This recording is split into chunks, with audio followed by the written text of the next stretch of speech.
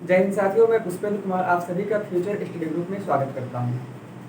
जैसा कि आप जानते हैं, लंबे समय से हिंदी और इतिहास दोनों के अच्छे से अच्छे क्लासेस देने की पहल चल रही है, जो आप सबके लिए वनडे एग्जाम से लेकर के अन्य महत्वपूर्ण एग्जाम तक पूरी क्लासेस आप सभी के लिए सहायक साबित होंगी,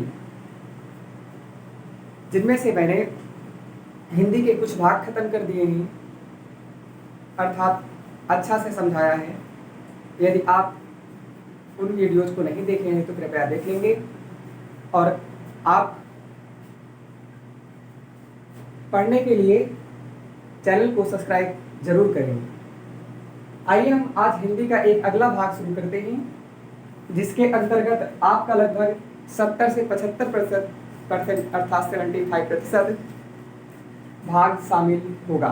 ठीक है, तो ज़्यादा क्लास हम लंबी नहीं करते हैं, बस बहुत ही छोटे क्लास के माध्यम से हम आपको बताते हैं कि जो हिंदी है, हिंदी का एक भाग है जिसका नाम है शब्द रचना।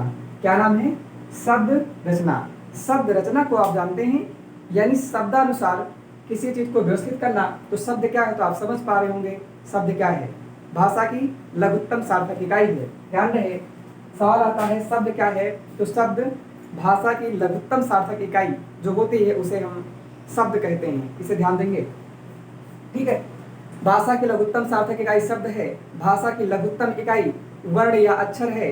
भाषा की पूर्णतम इकाई वाक्य है। ध्यान देंगे, तो उसकी बात नहीं करते।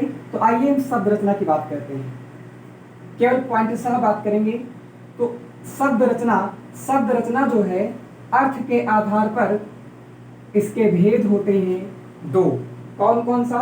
एक है सार्थक, एक है निरर्थक। इंपॉर्टेंट पॉइंट है कि अर्थ के आधार पर या अर्थानुसार शब्द रचना के कितने भेद हैं? आंसर आपको होगा दो, सार्थक और निरर्थक। ठीक, ध्यान देंगे। अब जो सार्थक है, सार्थक के 5 भाग होते हैं, यानी सार्थक शब्द के कितने भेद हैं? 5 भेद हैं। कौन कौन सा? व्युत्पत्ति के आधार पर, व्युत्पत्ति के आधार पर या रचना के आधार पर या बनावट के आधार पर, एक ये भाग हो जाएगा। ठीक है, तो ध्यान देंगे सार्थक शब्द कितने भेद हैं? 5। ध्यान देंगे, ठीक है। व्युत्पत्ति और उत्पत्ति में आप कंफ्यूजन नहीं होंगे। व्युत्पत्ति के आधार पर या रचना के आधार पर या बनावट के आधार पर कितने प्रकार के सार्थक शब्द हैं? आपका आंसर होगा 3 प्रकार के। फिर सवाल मिला, कौन कौन से? रूढ़, यौगिक, योग रूढ़। ये कौन, कैसे, क्या होते हैं, इनको हम अलग क्लासों में बताएंगे, क्योंकि नहीं तो क्लास लंबी हो जाएंगी। ठीक है। यौगिक शब्द जो है, विधि के अनुसार ये 4 भेद हो जाते हैं: संधि विधि, समास विधि, उपसर्ग विधि, प्रत्यय विधि। ध्यान देंगे।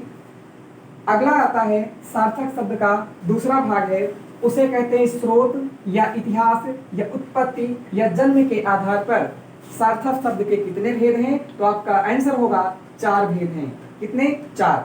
देखिए कौन कौन से? तत्सम, तद्भव, देशज, विदेशज। तत्सम का मतलब होता है संस्कृत, और तत् का मतलब होता है संस्कृत, और सम का मतलब होता है के समान। अर्थात वे शब्द जो संस्कृत से हुबहू ले लिए गए हैं उन्हें हम तत्सम शब्द कहते हैं। ठीक है, तो तत्सम, तद्भव, देशज, विदेशज समझ जाएंगे।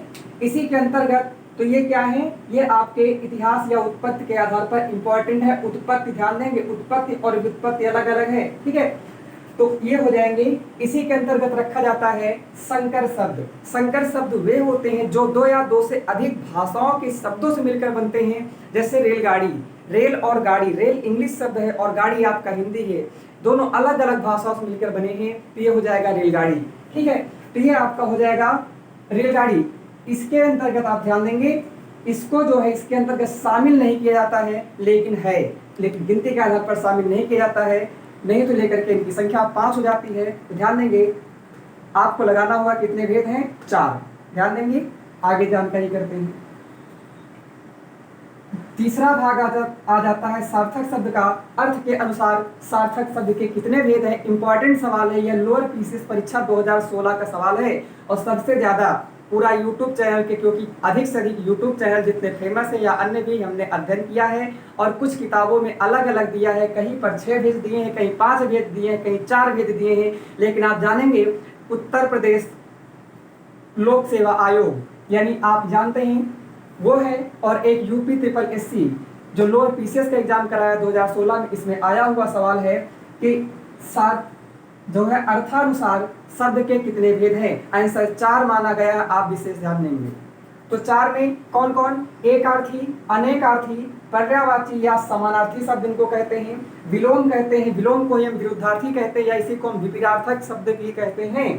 ठीक है। दूसरा है समुच्चारित या समरूप या समश्रुति भिन्नार्थक शब्द। ये कैसे हैं? तो देखो अलग अलग प्रदेशों में अलग अलग नाम होते हैं। ठीक है ना, हम एक एक आपको बढ़िया से समझाएंगे अन्य क्लासेज में। ठीक है।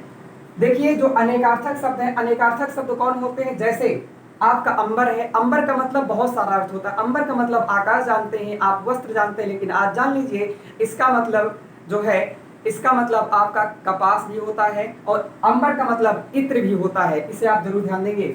द्विज होता है, द्विज का मतलब वे सभी चीजें होती हैं जो 2 बार जन्म लेती हैं, जैसे ब्राह्मण होता है, पक्षी होता है, इस प्रकार से और भी बहुत सारे। सारंग होता है, सारंग का मतलब मधुमक्खी होता है, हवा है। ठीक है। युवती है, द्विपट्ट है, बहुत है, अंक, अंक भी बहुत सारा है। ठीक है, इनको आप समझ जाएंगे। आइए हम आगे बात करते हैं। तो ये समुच्चारित में जैसे शंकर और शंकर, इस शंकर मतलब भगवान शंकर होता है, इस शंकर मतलब होता है मिश्रण। ठीक। अगली जानकारी देंगे। सार्थक शब्द का चौथा भेद है, उसका नाम कहते हैं विकारी या परिवर्तन या रूप या व्याकरणिक रूप के प्रयोग के आधार पर। तो इंपॉर्टेंट है, विकार के आधार पर शब्द के भेद कितने? 2, विकारी और अविकारी। ठीक है। अगर पूछा जाए कुल विकार के आधार पर शब्द कितने, आंसर आपको होगा 8। कैसे? आइए देखते हैं। विकारी और विकारी को हम सविकारी के नाम से भी जानते हैं। विकारी के 4 भेद होते हैं, संज्ञा, सर्वनाम, क्रिया और विशेषण। 4 ये हो गए। अविकारी के 4 भेद होते हैं, अर्थात सभी अव्यय अविकारी में आएंगे। इसमें आएगा संबोधन या विस्मयादि, क्रिया विशेषण, समुच्चय बोधक, संबंध बोधक। तो 4 ये हो गए। 4 ये मिलकर के हो जाएंगे 8। तो कुल मिलाकर के विकार के आधार पर या परिवर्तन के आधार या रूप के आधार पर या प्रयोग के आधार पर अर्थ के जो है शब्द कितने भेद हैं? टोटल हो जाएगा 8 और ऐसे हो जाएगा विकार के आधार पर 2। ठीक है। अगला देखते हैं। सार्थक शब्द का 5वां भेद है, उसे कहते हैं काव्य शास्त्री के आधार पर। तो काव्य शास्त्री के आधार पर ये आप नया पढ़ते होंगे। इसके आधार पर 3 भेद हैं। 3 भेद कौन कौन से? शब्द का अविधा रूप, कौन? अविधा रूप, लक्षण रूप और व्यंजना रूप। अविधा रूप क्या होता है, इनको सब हम बाद में बताएंगे, नहीं क्लास बहुत सारी लंबी हो जाएगी। ठीक है, इनको हम अगले वीडियो में बताएंगे। ये आपने जो भी हिंदी में तो पढ़ना है, लगभग 65 से 70% भाग इसमें पूरा हिंदी समाहित है। और यही है, यहाँ से सवाल ढेर सारे पूछे जाते हैं। लगभग 70% हिंदी के सवाल यहाँ से आते हैं, क्योंकि आप सोच सकते हैं तत्सम तद्भव सब कुछ इसमें समाहित है। ठीक है, तो इसको हम एक एक अध्ययन करेंगे। यह आपका मैथ कंप्लीट रहा है। ठीक है, इसमें से कोई भी आपको डाउट हो तो आप कमेंट में पूछ सकते हैं। ठीक है, और निरर्थक की बात हम बाद में करेंगे। ठीक है, हम उम्मीद करते हैं आपको पूरी तरह से समझ में आया होगा। ठीक है, और आप ऐसे ही क्लास में साथ बने रहें और आपको लगातार जीएस की क्लासेस भी प्रोवाइड कराई जाएंगी और कराई जाती हैं, जो नियमानुसार होती हैं। ठीक है, आप वीडियो को अधिक से अधिक लाइक, शेयर, कमेंट, सब्सक्राइब जरूर करेंगे। धन्यवाद।